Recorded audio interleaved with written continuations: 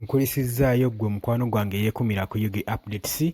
Olunaku lwa nkya bajeti y'eggwanga yegenda okubeera nga esomwa gwe mukwano gwange ali eyo ampuliriza. Olunaku lugenda kubeera lwa nkya ng'ennaku z'omwezi 2 nga bwe baatugamba ku ssaawa 8 bajeti y'eggwanga egenda okuba ng'ekomezebwawo. Jjukira luli nakulaga nga Pulezidenti Yoweri Kaguta Museveni omukulembeze w'eggwanga Uganda akutte bajeti n'agizaawo mu Parliament ng'agamba nti no yeetaaga okuba ng'eddamu ekolebwako reconsideration mukwano gwange nga wabiraba nga bwe byali eyo. Kati olwaleero aba civil society budget advocacy group bavuddeyo ne batugamba nti no okusinziira ku bibalabye n'okwekenneenya babituwadde ddala bulungi nnyo ne batubuulira n'ensonga omulamwa gwa bajeti y'olwaleero ku ddakiika esembayo wegenda okuba nga ekwatibwa biki ebigirimu gwe muganda wange bye batuwaddeko ebitono byo bye basuubira.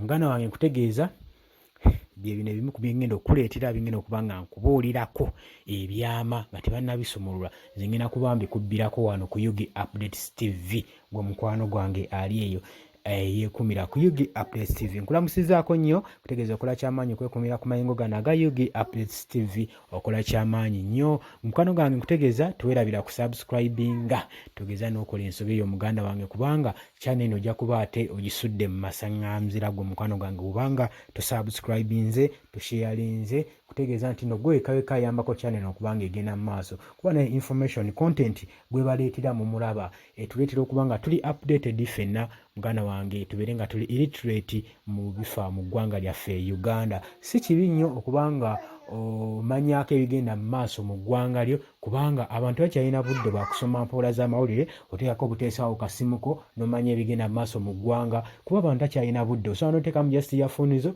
n'otuninga ku UG Updates TV yo n'ekuweereza gwe byotasobodde kubanga onoonya gwe mukwano gwange eby'omugaso ebitugasa ebizimba.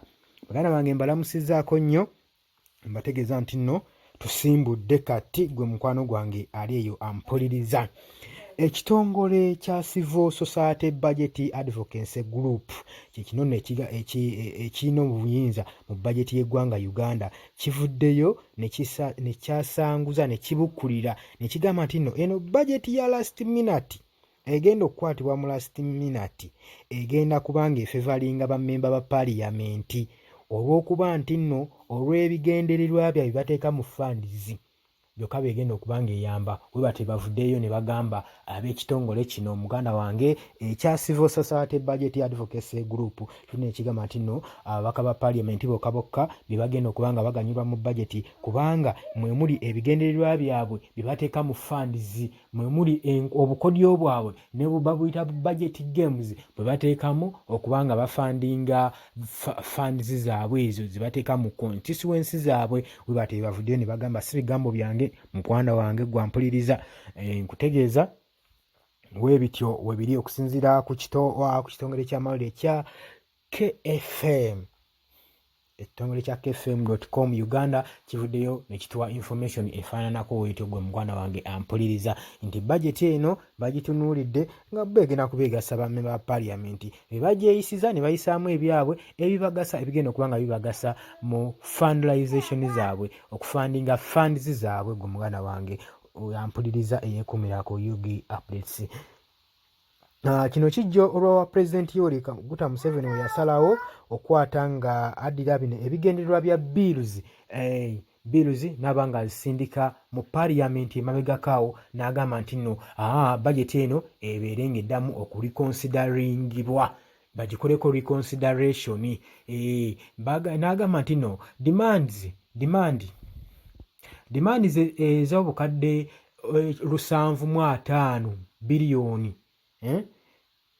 ezateekebwa ezalocatingibwa mu bajeti ya Uganda mu gavumenti ezateekebwa mu gavumenti ya Uganda ezateekebwa mu bajeti ya Uganda n'ebigendererwa byayo birina okuddamu nga biteekebwamu bupya gwe mukwano gwange. Y'ensonga lwaki Pulezidenti Yoweri Kaguta Museveni yazzaayo bajeti eno mu Parliament basobole okuba nga bagyekenneenya ng'alaba enguzi esusse nagamba bano abasajja Nkitegedde lwaleero kino budget yennyini eyamba bo nga bba abantu bamemba ba parliament, teyamba muntu wa wansi, teyina kyeyamba ggwanga gwe muganda wange. Julius Mukunda, the executive director of Civil Society Budget Advocacy Group, agamba the last minute budget decision are bad since they are not planned and scrutinized properly. Agamba nti no eno last minute budget egenda okuyisibwa imbi nnyo kubanga pulaani zonna tezikoleddwa nga bwe zisoboka, tezikoleddwako, tezisunsuddwa nga bwe zibadde zeetaagisa. Gwe mukwano gwange ali eyo omwami eno Julius Mukunda waati waatugambye mu lulimi olufuutifuuti. Agamba nti no budget eno erese gaapu nnene nnyo ku ba corrupt MPs kubanga lwansonga ebalekeddewo advantage nnene nnyo okubanga bagenda sobola okukola ki, okuspoilitinga kye baagala okuteeka mu funds zaabwe. Bw'atyo ye waagambye omukulu ono Julius Mukunda. Era agamba newankubadde nti mukisa munene nnyo okubanga ba MPs bagenda kubeera nga basiimuulamu ebyo ebitali bya mugaso, ebigendererwa bya budget ebiri mu budget eno, ebyo ebitali bya mugaso, ebigendererwa by'aba MPs ebigenda okubanga bifandinga funds zaabwe ebitali bya mugaso mu budget eno, kigenda kuba kya mugaso nnyo kubanga babijjamu nga okugeza nga Chief Justice ne Principal Judge Lent, abo bafuna free payments. Obadde okimanyiiko nti Principal Judge ne Justice bafuna free rent ow'obukadde bwa Uganda 450 ne culture aids allowances era nazo nga zifuna obukadde biliyoni 3. Muganda wange byewuunyisa. Obadde okimanyiiko ekyo? Iba nange ng'okwekumira ku Yugi Updates TV nga kirungi. Bino wandibadde obitegeera otya? Muganda wange nno twerabira ku subscribinga kweno channel. Mbakugambye nti nno ebimu ku bye bateeka mu budget muno ebitalina mugaso ebijizza eggwanga emabega n'ekonomi yaayo. Kati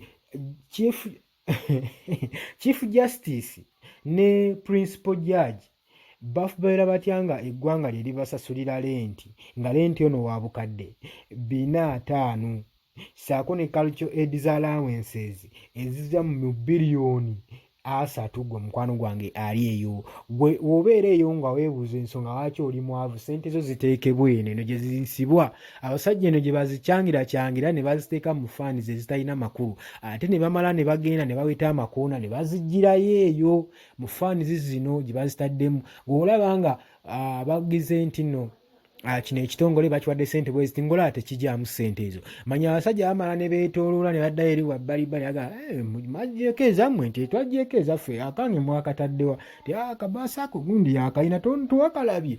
Ebyo nno bwe bityo bitambula mu budget ya Uganda. Imbu ebyo si bigambo byange, gwe mukwano gwange ali eyeekumira ku Yugi Updates TV.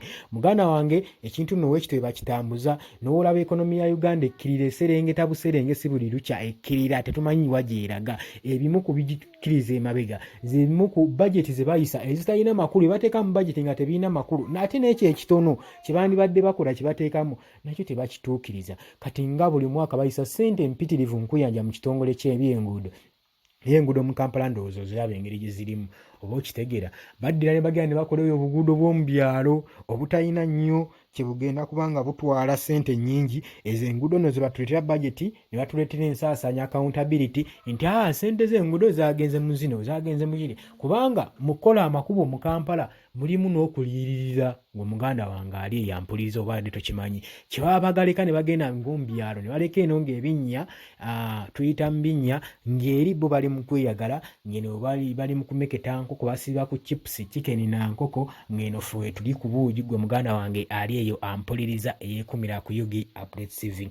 Naye nkutegeeza tuwerabira kusubscribinga kubanga twagambye gwe guno gwokka omukutu ogukola follow up. Era olunaku olw'enkya tugenda kuba tubaleetera budget, ebyavudde mu budget mubiwulireko nammwe mubyewulireko. Muyinza okugamba bino bigambo byange. Kati enkya beerako nnyo, era bw'olaba ku Yugi Update TV teweerabira ku subscribinga, ngenda kuba mbikuleetera. Kakibeere ki ngenda kuba mbikuleetera, obifune bulungi nnyo, otegeere ssente zo ggwe omuwi w'omusolo gye ziraga, otegeere kiki ekikkiriza eggwanga bye batedde mu bajeti, ministries ze bataddemu ze bagenda okuba nga bafandinga ssente ddala zinaatuukiriza omulimu gwa ssente ogwo.